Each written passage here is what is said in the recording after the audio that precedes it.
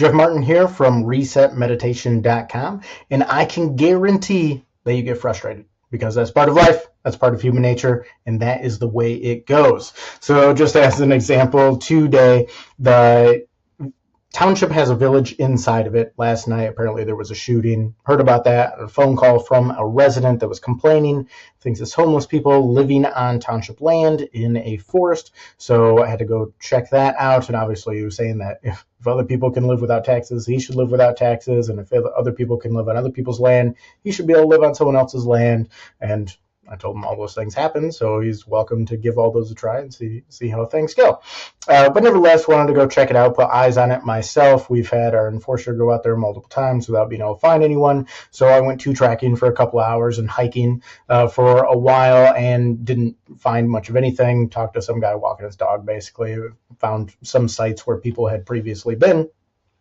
And then there was the board meeting itself that we're preparing for on Monday. Today's Thursday. And so I was shooting a briefing video on that. There's a bunch of issues that are going to be coming up on that. I have a county commissioner that I'm working on writing a resolution for the county level, and a bunch of other stuff came up. One person called from the library in North Muskegon, which is not inside of Dalton, looking for old court documents from a chemical company that is no longer there, that's turned into a business park. So we're trying to find those. The documentation is weird and odd and hard to find, and exploring the EPA site.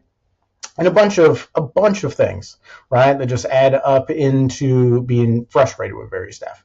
And so that's always occurring. Right, it's a natural thing, and so I'm going to show you how to meditate, right, in a very basic way. I'm going to show you on one finger and short sample, and then I'm going to do 10 minutes. Well, actually 5 minutes. I have the timer set at 5. I'm going to do 5 minutes of meditation just on my hands, and I'll leave that in. I was thinking about clipping it out, but I'll leave it in. I'll leave in the whole thing. And so I'm just going to stand here and do that, right, arms at my side, and show you how it goes, and then explain what my experience is in that. Now, I'm not thinking that 5 minutes on my hand is going to just resolve everything, right? But it's going to change how I'm experiencing things by experiencing directly. All right. So real quick, how to do it. Anyone can do it, right? So it's an ability we naturally have. If I focus on my pointer finger on my right hand here, when I feel at the top, I actually don't feel much of anything. Like, I can feel it's there, but I don't feel any strong sensations of any type. If I move along the back side towards the nail, around the nail, there's pressure. I can feel where the nail is in my finger. So there's a little bit of pressure there. That first joint down is tense. There's just, right, there's like the muscles are working there, is what it feels like. And then the front side of that very tip of the finger feels a little bit of pressure, right? Like I'm gently pushing against something in that way. As we move further down, I can feel the muscles working. So on this back side, I can feel like a tension, a little bit of pulling there. And on the front side, I can feel like a stretching, like a giving there. And as we get down to that middle knuckle, I can also feel there's like an uncomfortableness in that joint. I wouldn't call it a pain, just kind of an uncomfortableness. And as we move further down on the bottom part of the finger on the front side, there's a very light tingling, almost like a numbness tingling. And on the back side, there's almost like a prickliness.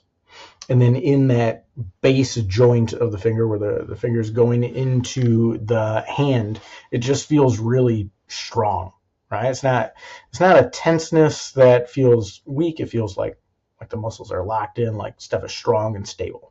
Right? And so that's all it is. It's just paying attention to the sensations and experiencing them. Now, when we're actively verbalizing like that, I've noticed it changes the experience quite a bit. And so you don't usually get the experiences of jumps to like the future or the past, thinking about it, memories and fantasies and whatever it may be, and you don't get the emotional reactions so much as when you're doing it silently and you're actually just focused on the sensations and not generating the explanation of what you're doing. So it's a little different as far as that goes, but verbalizing it helps so much to see if someone is doing it correctly. All right. That's why we use it right off the bat when we are doing coaching. All right. So I've got the timer set, and I'm just going to do 5 minutes, and I'm going to do the hands and get as far as I can. I don't know if I'm going to get all the way through the hands. I don't know if I'm going to go through the hands multiple times. Just depends on how it's going. If I encounter any rough sensations to get through, essentially. All right. Here we go.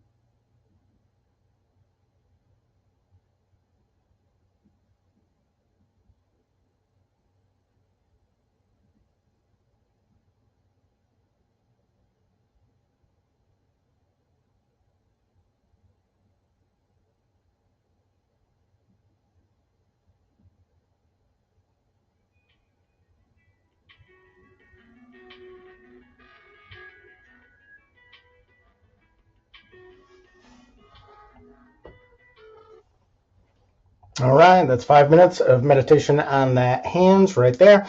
And so basically what I did is I started with the right hand on the pinky. And I went across to the other finger, across to the other finger, across to the other finger, across to the thumb, and then did the palm, and then went to the back. And because I didn't feel like I penetrated deep enough, I did this side separately. So finger, finger, finger, finger, and then the back of the hand as well, which really allowed me to feel the inside of the hand pretty well. And then I went to the left hand and did the same thing.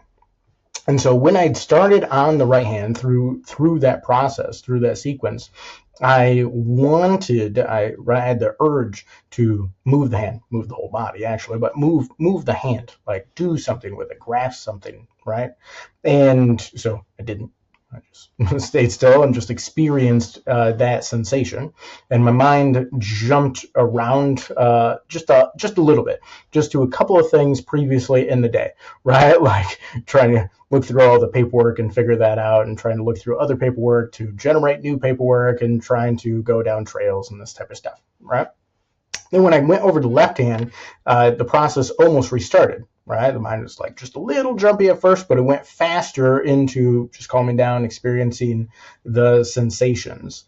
And then I made it through both hands.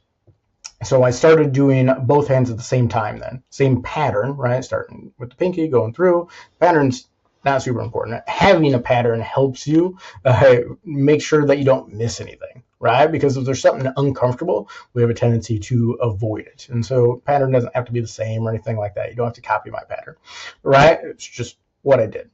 And so I started with the pinkies, moved into the other fingers, moved into the thumb, and then the rest of the hand. And felt really good there, and I mean, at that point, like I'm feeling pretty good about the day anyways, right? So my frustrating day, I guess it would probably be better as an example of frustration to go into like some of the details of the phone calls and some of the issues and that type of stuff.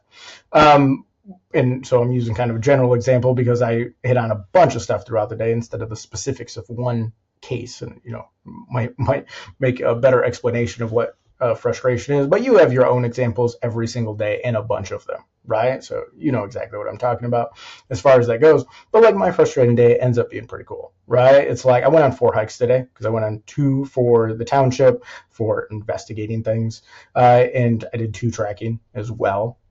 And I got to check out and remember like some history. I got to write some interesting political material that may have an effect down in the future. And then I went to 2 other grave sites in the area. One Indian burial in a sand dune in Duck Lake, and another one Mouse Cemetery up by Montague and White River Township, and that are known as these interesting things. And so did hikes there as well.